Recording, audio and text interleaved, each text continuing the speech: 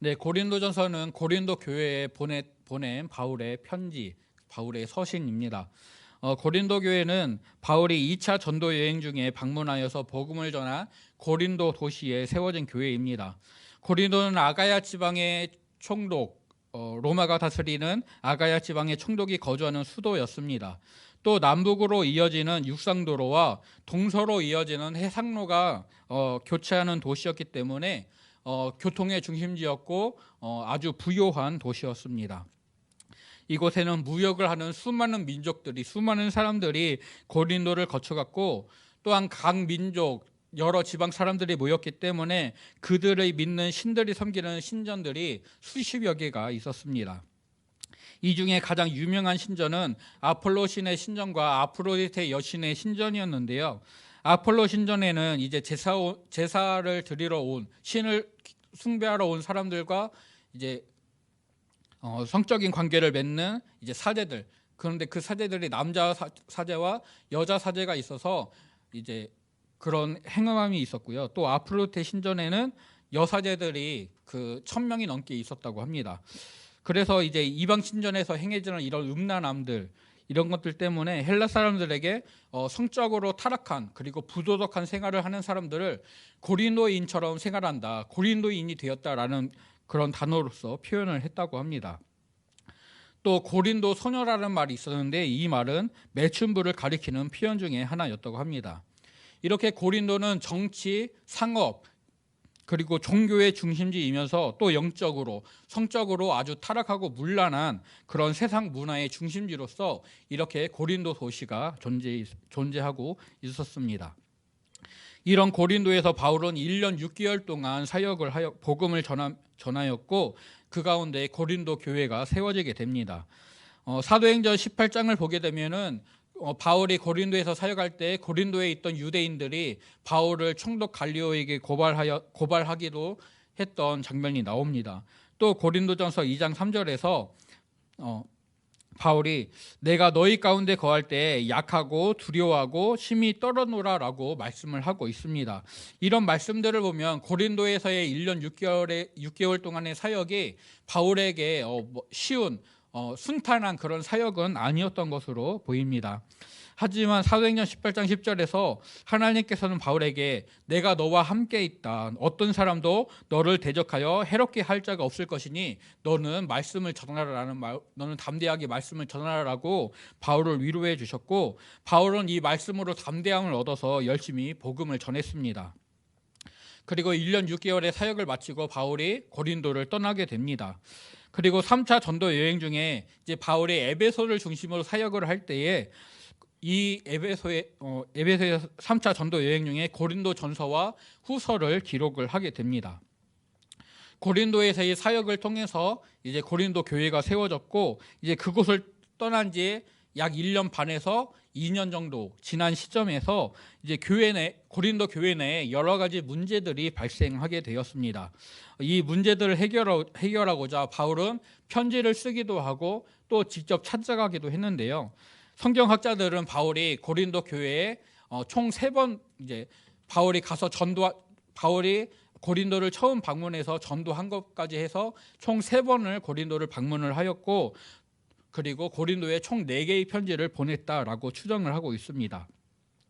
이제 고린도에서 복음을 전하면서 1년 6개월 동안 사역을 한 것이 첫 번째 방문이고요.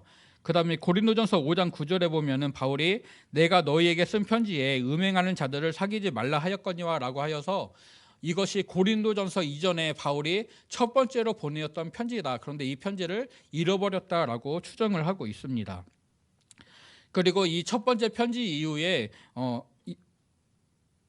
11절에서 기록된 근로의 지편의 사람들을 통하여서 이제 바울이 고린도 교회의 소식을 듣게 되고, 또 그 이후에 16장 17절에 기록된 고린도 교회의 성도들 중에 스데바나 부드나도, 아가이고 이런 사람들이 바울에게 고린도 교회에서 성도들이 궁금해하는 그리고 바울의 답변을 요구하는 어떤 문서, 편지를 가지고 와서 바울을 방문을 하게 됩니다. 그래서 바울이 고린도 교회에서 들은 얘기와 그리고 이 공식적인 요청으로 받은 이 문제들에 대해서 답변을 써서 보내게 되는데, 이것이 바로 바울의 두 번째 편지, 우리가 이제 살펴보게 될 고린도 전서입니다.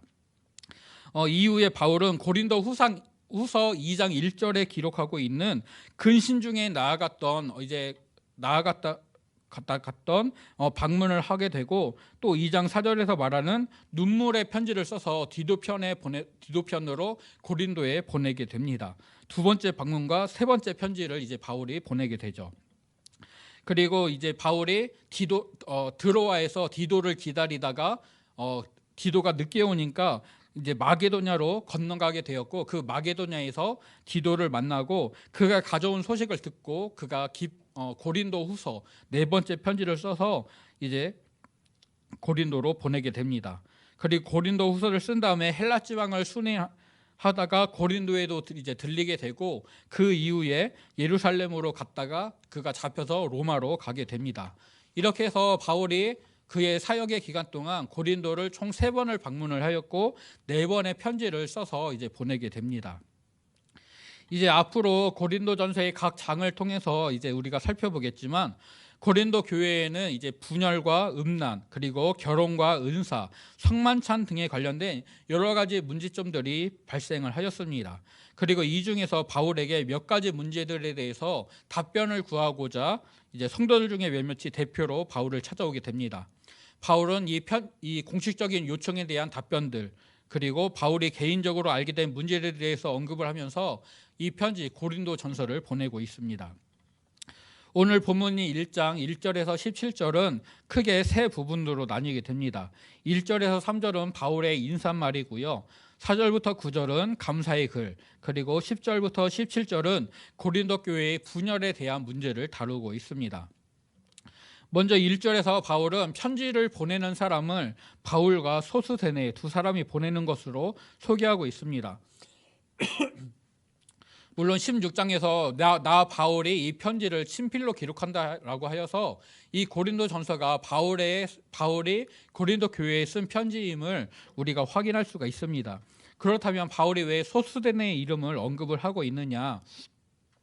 이 소스데네가 정확히 누구인지는 분명하지 않지만 아마도 사도행전 18장에 기록된 고린도의 회당장이었던 소스데네를 가리키는 것으로 추정을 하고 있습니다. 고린도의 유대인들이 총독 갈리오에게 바울을 고발하였고, 갈리오는 그들의 고발 내용이 유대인들의 언어와 그들의 명칭과 법에 관한 것이기 때문에 내가 너희를 재판할 수가 없다. 이 사람이 어떤 악을 행하지 않았기 때문에 재판할 수가 없다. 너희들 스스로 이 문제를 해결하라 하고서는 그 유대인들과 바울을 법정에서 쫓아내게 됩니다.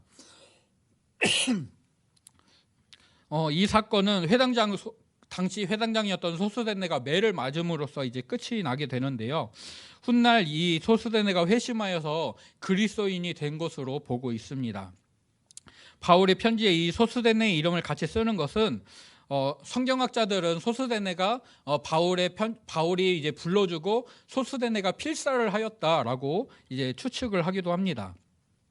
그런데 로마서를 바울이 썼지만 그것을 이제 더디오라는 사람이 대피를 하였는데요. 로마서 16장 22절을 보게 되면 이 편지를 기록하는 나 더디오도 주 안에서 너희에게 문안하노라라고 인사를 하고 있습니다. 바울이 로마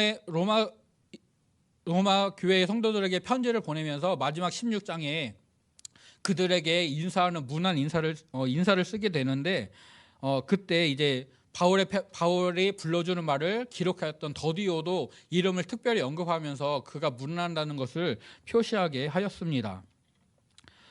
그렇다면은 이제 고린도 전서에서는 바울이 내가 친필로 쓰고 있다라고 표현을 하고 있거든요. 그러면 소스데네가 이 성경의 필사자는 아닐 것이다라고 생각을 하게 됩니다. 아마도 소스데네는 고린도 교회에서 바울에게 이제 대표로 보냈던 그 성도들 중에 한 명이었을 것으로 이제 생각을 하게 됩니다.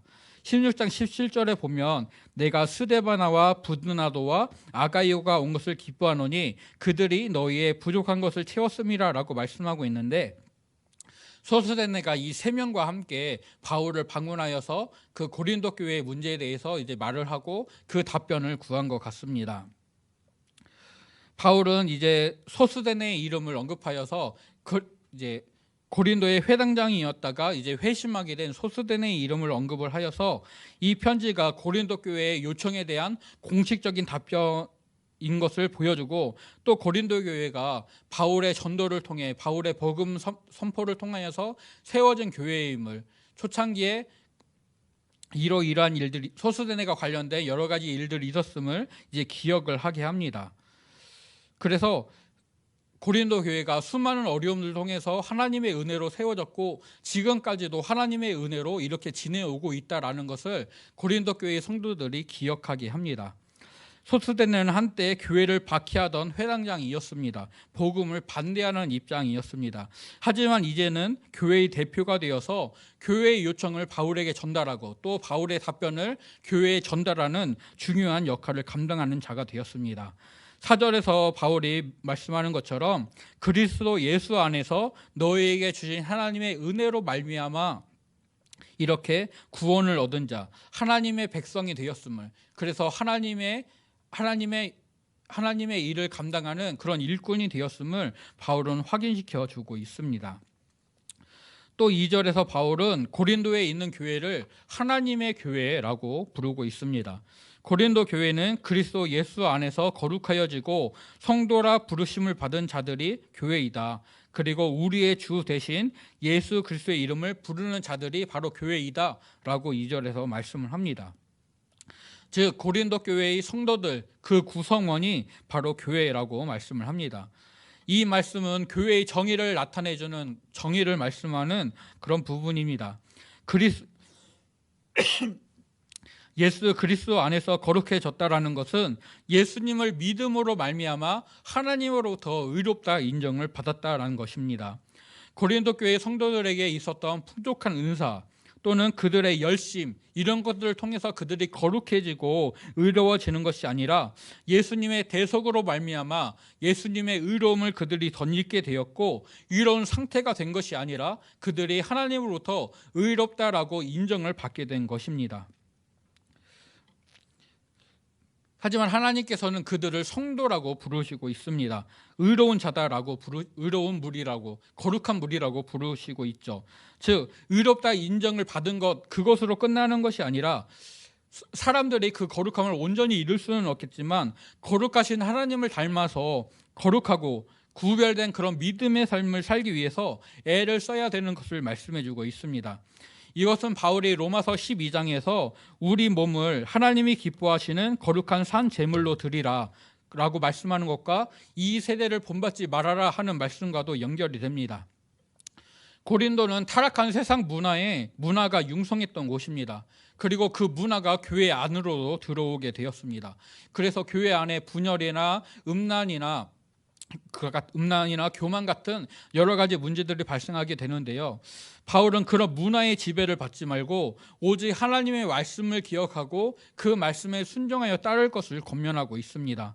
그러기 위해서는 몸이 하고자 하는, 개인의 유익을 구하고자 하는 그런 것이 아니라 이 몸을 제물로 드리는 것처럼 몸을 쳐서 복종시켜야 되는 것이죠. 오직 하나님의 뜻에 온전히 순종해야 되는 것들을 말씀을 합니다. 고린도 교회에는 성도들 간에 바울에게 속한 자, 게바에게 속한 자, 아볼로에게 속한 자 또는 그리스도에게 속한 자라면서 분쟁이 있었고, 성도들이 받은 은사들 간에 서열을 두어서 이것이 성도들의 서열처럼 두려는 그런 행동들도 하였었습니다. 그런 교회에 편지를 보내면서 바울은 교회가 어떤 것인지를 말씀하고 있습니다. 교회는 하나님의 교회입니다. 바울의 교회나 게바의 교회나 아볼로의 교회가 아니라 하나님이 그들을 사랑하셔서 보내주신 예수 그리스도를 통해 구원자 예수님을 통하여서 세워지는 교회가 바로 고린도 교회입니다. 또 예수님을 주로 고백하고 그 이름을 부르는 사람들이 모인 곳입니다. 바울이나 아볼로의 이름을 부르는 것이 아닙니다. 바울은 이렇게 교회가 교회는 이런 곳이다라는 그 말씀을 선포하여서 고린도의 성도들에게 그들의 잘못된 부분을 깨닫게 하고 또 그들이 무엇을 목표로 해야 되는지, 어디를 목표로 해야 되는지를 알려주고 있습니다. 그리고 3절 인사 부분의 끝부분에서 바울은 하나님과 예수님으로부터 오는 평안을, 그 은혜와 평강을 구하고 있습니다. 고린도 교회에 생긴 문제들에 대한 답을 주면서 바울이 보내는 이 고린도서 편지의 말씀을 읽고 그 권면에 따르라라고 하지만 실제로 그들의 문제를 해결하고 교회를 온전하게 하시는 분은 교회의 주인이신 예수 그리스도 하나님이심을 분명히 밝히고 있습니다. 바울의 인사처럼 우리 세종 온유교회에도 또 우리 성도님들의 가정과 직장과 삶에도 하나님의 은혜와 평강이 풍성하기를 간절히 소원하고 축복합니다. 우리의 열심이나 노력이 아니라 하나님의 은혜와 평강으로 말미암아 우리의 삶 가운데 귀한 은혜를 누리게 될 줄로 믿습니다. 이제 바울은 고린도 성도들에게 그리스도 예수 안에서 그들에게 주신 하나님의 은혜를 말미암아 항상 감사한다라고 고백을 합니다. 그 은혜는 본문에서는 정확히 언급되지 않지만 먼저 구원받은 은혜입니다. 바울은 고린도 교회에 편지를 보내고 있고 그들은 복음을 믿어서 구원을 받은 자들입니다. 고린도 교회처럼 이방인 교회였던 에베소 교회에 보내는 편지인 에베소서를 보게 되면 2장 12절에서 성도들을 그때 너희는 그리스도 밖에 있었고 이스라엘 나라 밖의 사람들이었다. 약속의 언약들에 대해서는 외인이었고 세상에서 소망이 없고 하나님도 없는 자였다라고 말씀하고 있습니다. 그랬던 그들에게 약속에서 멀어졌었고 하나님으로부터 외인이었던 그들에게 복음이 전해졌고 그 복음을 믿는 자들에게 구원이 선물로 주어졌습니다. 하나님 밖에 있던 자들이 하나님 안으로 옮겨지게 되었습니다. 요즘 우리가 보고 있는 새벽에 이제 묵상하고 있는 매일 성경 요한복음의 말씀을 통해서 보면 사망에서 생명으로 옮겨지게 된 것입니다. 이렇게 옮겨진 그들은 하나님의 약속을 소유한 자, 하나님 안에 거하는 자, 그리고 하나님의 자녀, 백성이 되었습니다. 이렇게 하나님의 자녀, 백성이 된 것을 에베소서 2장 19절은 하나님의 권속이라는 표현을 사용하고 있습니다. 이 권속이라는 것은 가문에 속한 사람들, 그리고 한 공동체 안에 있는 구성원들을 가리킵니다. 고린도 교회가 한 교회, 한 공동체, 한 가문의 사람들이 되었다라는 것이 바울의 감사의 제목입니다. 이어서 바울은 고린도 교회 성도들에게 그들의 은사가 풍성함을 감사하고 있습니다. 5절에서는 언변과 지식이 풍성하다라고 말씀하고 있는데 이 언변은 14장에서 다루는 방언과 예언의 은사를 포함한 성령의 은사들을 가리킵니다. 14장 26절에서 바울은 고린도 교회 성도들이 모일 때 각각 찬송시도 있으며 가르치는 말씀도 있으며 계시도 있으며 방언도 있으며 통역함도 있나니 모든 것을 덕을 세우기 위하여 하라라고 권면하고 있습니다. 고린도 교회는 이렇게 여러 가지 은사들이 다양하게 풍성하게 나타나는데요. 이렇게 풍족하게 나타났던 은사들로 말미암아 성도들은 그리스도의 그들이 구원받은 그리고 하나님의 은혜를 누리고 있는 그 증거가 견고하게 확고하게 되었습니다. 여러 은사들을 통해서 그들의 믿음이 성장하고 믿음을 갖기 전과 가진 후에 그 구분되는 삶을 사는 것이 분명하게 드러나게 되었습니다. 그래서 그들은 다시 오실 주님을 기다리고 기대하면서 믿음의 삶을 살아가는 것이 그들의 은사를 통해 그들의 삶을 통해 드러나게 된 것입니다. 바울은 이렇게 믿음의 삶을 살아가는 자들을 주님께서 끝까지 견고하게 하신다라고 말씀하고 있고 또 하나님께서 성도들을 택하여 부르셔서 예수 그리스도와 더불어 교제하게 하셨다라고 말씀하고 있습니다. 즉 고린도 교회 성도들의 그런 풍성한 은사 풍성한 은혜는 교회를 세우고 그리스도의 역사를 드러내면서 열심히 신앙생활을 하고 있는 성도들의 그 삶에 대한 증거로서 나타나기는 하지만 그 은사도 결국은 하나님이 은혜로 주신 것이고 그들에게 주신 믿음과 구원을 경고하게 하시는 분도 하나님이시다. 또 그들을 부르시고 믿음 안에서 살게 하시는 것도 하나님이시다라면서 바울은 분명하게 말씀하고 있습니다. 하나님이 믿으시기에, 하나님께서 믿을 수 있는 신실하신 분이시기에 하나님의 부르심을 받은 고린도 교회의 성도들은 세상 마지막 날까지 그 얻은 생명과 구원과 은혜들을 결코 잃지 않을 것이다 라고 말씀을 하고 있습니다. 그래서 바울은 이런 은혜를 주시는 신실하신 하나님께, 고린도 교회의 성도들을 끝까지 붙드시고 끝내 구원을 이루실 그 하나님께 하나님을 찬양하면서 감사의 기도를 올리고 있는 것입니다. 이렇게 인사말을 보내고 감사의 기도의 제목을 표현했던 바울이 고린도 교회의 문제를 언급을 합니다.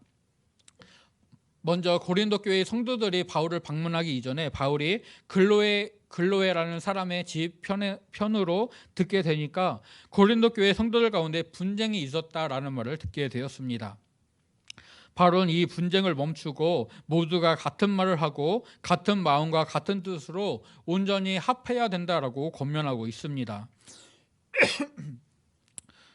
분쟁을 언급하기 전에 이 권면의 말을 온전히 하나되라는 권면의 말을 하여서 이 하나됨, 온전히 합해질 것들을 강조하고 있습니다. 고린도 교회에 나타났던 분쟁은 누구에게 속한 자라는 표현을 통하여서 이제 지도자들에 관한 그런 부분들이었습니다.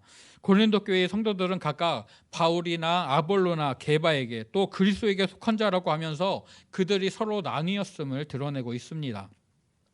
먼저 바울은 고린도 교회의 설립자입니다. 사도행전 18장에서 바울이 고린도에 도착하였고 그곳에서 아굴라와 브리스길라 부부를 만나서 천막 만드는 일을 하면서 안식일마다 회당에서 강론하고 거리에서 유대인과 헬라인에게 복음을 전했습니다. 그런데 복음을 전할 때 유대인들이 바울을 대적하였고 바울은 회당을 떠나서 회당 옆에 있는 디도 유스도의 집에 들어가서 말씀을 가르치고 복음을 전합니다. 이때 회당장 그리스보와 그의 가족, 그 집의 사람들, 또 수많은 고린도 사람들이 복음을 듣고 믿음을 가졌으며 세례를 받았다라고 말씀하고 있습니다.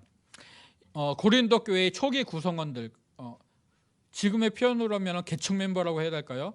설립 멤버들은 바울의 사역을 통해서 예수님을 믿게 되었고 그들에게 복음을 전해준 구원의 길을 알려준 바울이 알려주었기 때문에 아마도 고린도 교회의 초기 멤버들이 바울을 추종하는 그런 무리가 됐을 것으로 보고 있습니다. 그 이후에 이제 아볼로가 있습니다. 아볼로는 알렉산드리아 출신의 유대인으로서 언변이 좋고 성경에 능통했습니다. 그가 일찍이 주의 도를 배워서 예수님을 전했지만 요한의 세례만 알고 있었다라고 말씀하는데 그가 에베소에 이르렀고 그곳에서 브리스길라와 아굴라 부부를 만나서 하나님의 도에 대해서 자세히 배우게 되었습니다. 바울이 고린도에서의 1년 6개월의 사역을 마치고 고린도를 떠날 때 바울과 함께 했던 아굴라와 브리스길라 부부도 고린도를 떠나서 에베소에 정착하게 되었고 이곳에서 아볼로를 만나서 그런 성경 교육이 이루어지게 된 것입니다. 이 아볼로는 순회 전도자로 여러 지역을 돌아다니면서 복음을 전하고 또 그리고 성도들을 가르치는 그런 일들을 하였습니다. 고린도전서 16장 12절을 보게 되면 바울이 고린도전서를 에베소에서 쓰고 그것을 보내게 되는데 에베소에 있는 그 시간에 아볼로가 바울과 같이 있다라고 말씀을 하고 있습니다. 즉 바울이 고린도 교회를 떠난 이후에 아볼로가 고린도에서 잠깐 머물렀었지만 그곳에 계속 있던 것이 아니라 또 다른 지역으로 다니면서 복음을 전하고 했던 것으로 확인할 수가 있습니다. 당시 고린도에는 이제 헬라 철학과 또 웅변술의 영향으로 말을 맵시 있게 하는 것 그리고 세련되고 유려하게 하는 것이 인기가 있었다고 합니다. 이런 모습들이 교회 안으로도 들어와서 교회 내에서 성도들을 가르치고 지도하는 그런 자들이 말을 유려하게 하는 것, 말을 아주 수월하게 잘 하는 것들이 인기를 얻게 되었습니다.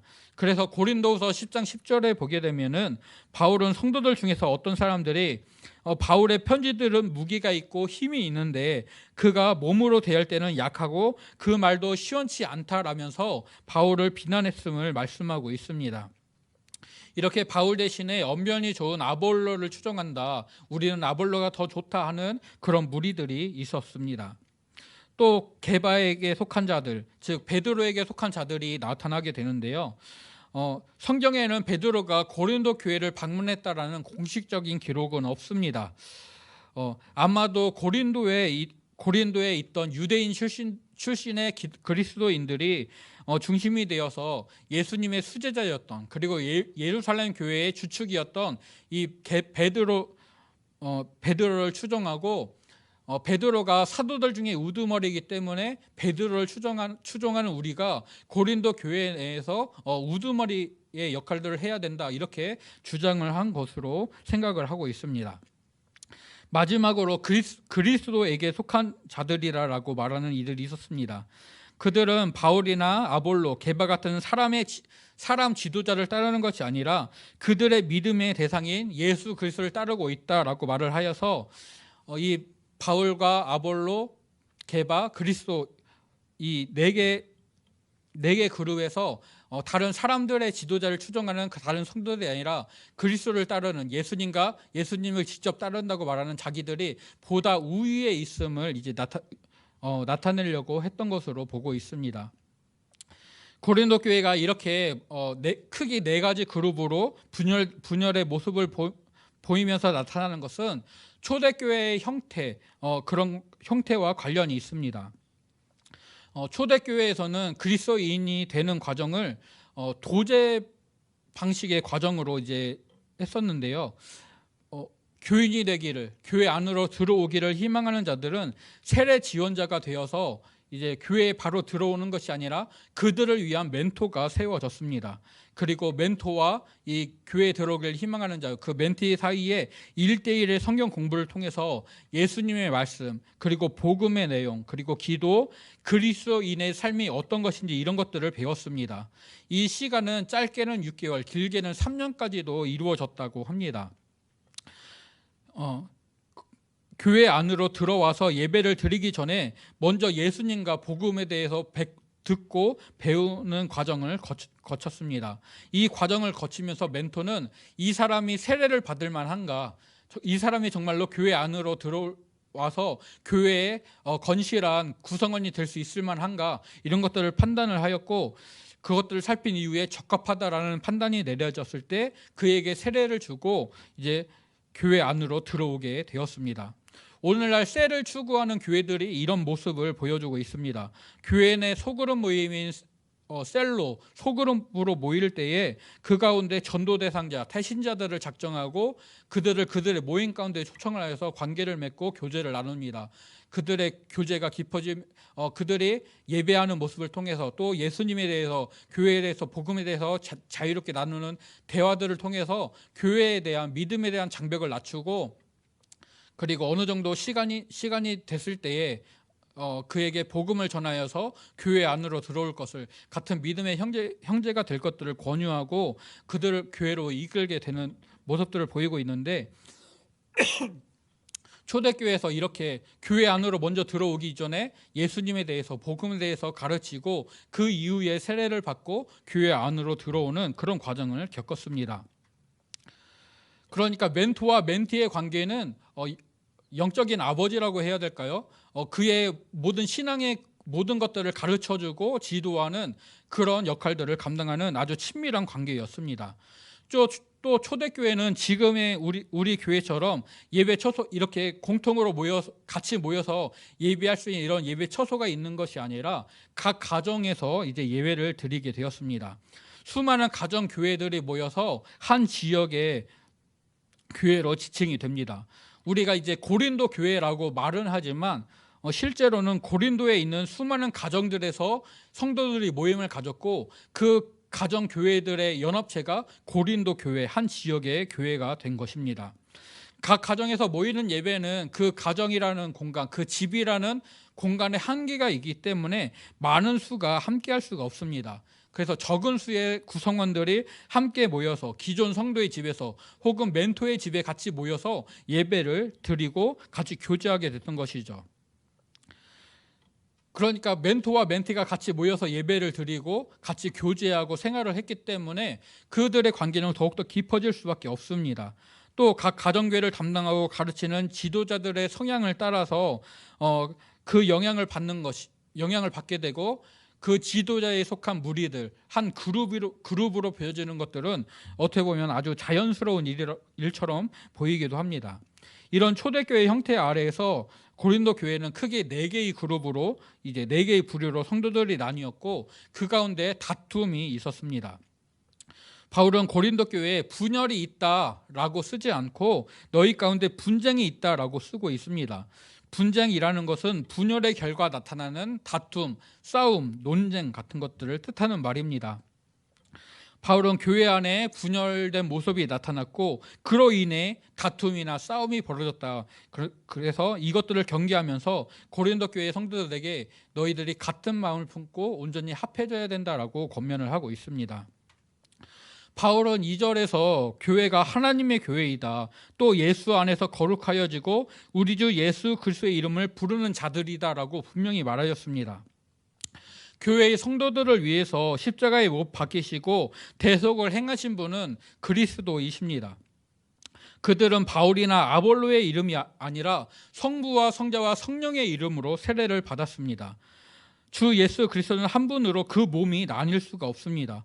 교회는 그리스도의 몸이기 때문에 예수님께서 나뉠 수 없는 것처럼 교회도 나뉘어서는 나뉠 수가 없고 나뉘어서도 안 됩니다.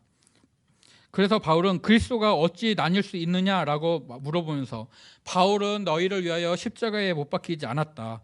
너희가 바울의 이름으로 세례를 받는 것이 아니다라고 말하면서 그들이 특별한 지도자를 추종하고 분쟁하는 것이 잘못됐다라는 것을 분명히 가르치고 있습니다. 또 바울은 세례에 대해서 언급을 하는데요. 바울이 고린도에서 복음을 전하고 세례를 주었지만 그 중에 바울에게 직접적으로 세례를 받은 인원은 그리스보와 가이오 또 스데바나 집의 사람들이 전부였다라고 말씀을 합니다. 바울이 고린도에서 사역을 할 때 복음을 전하고 또 믿는 자들에게 세례를 주었지만 그의 사역의 중심은 복음의 씨를 뿌리는 것, 세례가 아니라 복음을 전하는 것이었습니다. 그래서 바울은 17절에서 자신의 사명은 세례를 베푸는 것이 아니라 복음을 전하는 것이다. 이 복음을 통하여서 너희들이 하나님의 교회로 부르심을 받았고 예수님의 대속을 얻은 자가 되었고 그 은혜 아래 거하는 자들이라는 것들을 분명히 말씀하고 있습니다. 바울은 이런 분열, 이런 분쟁에 대한 해결책으로 10절에서 온전히 합하라라고 권면하고 있습니다. 모두가 같은 말을 하고 너희 가운데 분쟁이 없이 같은 마음과 같은 뜻으로 온전히 합하라. 이 합하라라는 말은 헬라어로 카타르티조라는 단어입니다. 그 뜻은 완전하게 하다, 회복하다, 수선하다, 그물을 짜다라는 뜻을 가지고 있습니다. 의사가 환자를 치료해서 온전하게 하는 것, 기술자가 기계나 도구를 수리하고 조정해서 그것들을 고치는 것, 또 어부가 망가진 그물을 깁고 수선하는 것, 그래서 그것들을 온전하게 만드는 것, 이런 것들을 표현할 때 이 카타르티조라는 단어, 합해야 된다라는 단어를 사용한다고 합니다. 바울은 교회 내에 나뉘어져 있는 성도들의 마음과 뜻과 말을 서로 조정하여서 완전하게 하라, 하나가 되라라고 권면하고 있습니다. 고린도 교회는 수많은 민족들이 살아가는 도시에 세워진 교회입니다. 각 구성원들 간에 여러 가지 입장의 차이, 살아온 환경의 차이, 또 가치관의 차이가 분명히 있었을 것입니다. 그러나 그들은 모두 주 예수 그리스도를 믿는 믿음 안에서 구원받은 한 공동체입니다. 한 가문의 사람들입니다. 그래서 그들이 고린도 교회 성도들을 형제들아라고 부르고 있고 그들의 믿음의 대상인 주 예수 그리스도의 은혜를 기억하라라고 말을 합니다. 그들은 모두 하나님의 은혜와 평강 가운데 거해야 될 동일한 믿음을 가진 형제들이라고 표현하고 있습니다. 다양한 사람들이 모인 교회 안에 생각의 차이가 나타나는 것은 당연한 듯 보입니다. 그러나 갈라디아서 5장에서 바울은 육체의 일을 말하면서 그 가운데 분쟁이나 시기, 당짓는 것, 분열함 등을 말씀하고 있습니다. 또 마가복음 7장에서 예수님은 사람의 마음에서 나오는 것들이 사람을 더럽게 한다라고 말씀하시면서 그 가운데 질투와 비방과 교만을 말씀하시고 있습니다. 고린도 교회 안에 나타난 분쟁은 육체와 함께 십자가에 못 박아야 될 정욕과 탐심의 결과입니다. 마땅히 성도들이 버려야 하는 것이죠. 그리스도인에게 어울리지 않는 모습입니다. 교회의 머리 대신 그리스도 예수를 기억하고 그 믿음 안에서 하나로 연합해야 됨을 바울은 분명히 권면하고 있습니다. 같은 마음과 뜻을 품고 같은 말을 하라고 말씀합니다. 이것이 무작정 같은 것을 하는 모든 것이 획일적으로 하나가 된 그런 상태를 뜻하는 것은 아닙니다. 서로의 다름을 분명히 인정하지만 믿음 안에서 한 형제된 것을 기억하고 믿음의 대상인 주 예수 그리스도를 바람으로 그 믿음 안에서 서로 사랑으로 품고 대하는, 서로 하나가 될 것들을 권면하고 있는 것입니다. 요한복음 17장에서 예수님은 제자들을 위해 기도하시면서 그들의 하나됨을 말씀하십니다. 아버지여, 아버지께서 내 안에, 내가 아버지 안에 있는 것 같이 그들도 다 하나가 되어 우리 안에 있게 하사 세상으로 아버지께서 나를 보내신 것을 믿게 하옵소서. 요한복음 17장 21절에 기록된 말씀입니다. 포도나무에 가지가 붙어 있을 때에 그것이 온전한 하나의 나무가 되는 것처럼 우리가 그리스도 예수 안에 거하게 될 때 우리는 예수님을 믿는 믿음 안에서 온전히 하나로 연합할 수가 있습니다. 내가 먼저 그리스도 예수 안에 거하고 또 그의 사랑을 누리고 또 받은 그 사랑을 나눌 때에 이 성도들 간에 하나 될 수 있는, 온전히 연합할 수 있는 그런 길이 모색이 되는 것입니다. 우리가 먼저 예수님 안에 믿음으로 거하고 또 그 받은 사랑을 나누면서 성도들 간에 온전히 하나 되기를, 사랑으로 하나 되기를 간절히 소원하고 축복합니다. 오늘 고린도전서를 시작하는 이 말씀을 통해서 우리는 하나님의 교회의 구성원으로 주 예수 그리스도를 통해 거룩해지고 예수의 이름을 부르는 자들이다라는 것이 확인이 됩니다. 그 믿음 안에서 사랑으로 하나 되어야 된다는 것이 우리에게 말씀으로 주어지고 있습니다. 우리가 예배 전에 고백했던 그 찬양의 가사처럼 우리는 주 안에서 분명히 하나입니다. 또 나를 버리고 온전히 주를 따라갈 때에 우리가 온전한 연합을 이루게 되고 주님이 기뻐하시는 그 길을 갈 수가 있습니다. 하나님께서 우리를 한 가족으로 또 한 공동체로 부르셨음을 분명히 기억하면서 같은 마음과 같은 뜻을 품고 또 같은 말을 하면서 믿음과 사랑 안에서 온전히 합하는, 온전히 사랑 안에서 연합되어지는 우리 모두가 될 수 있기를 간절히 소원하고 축복합니다.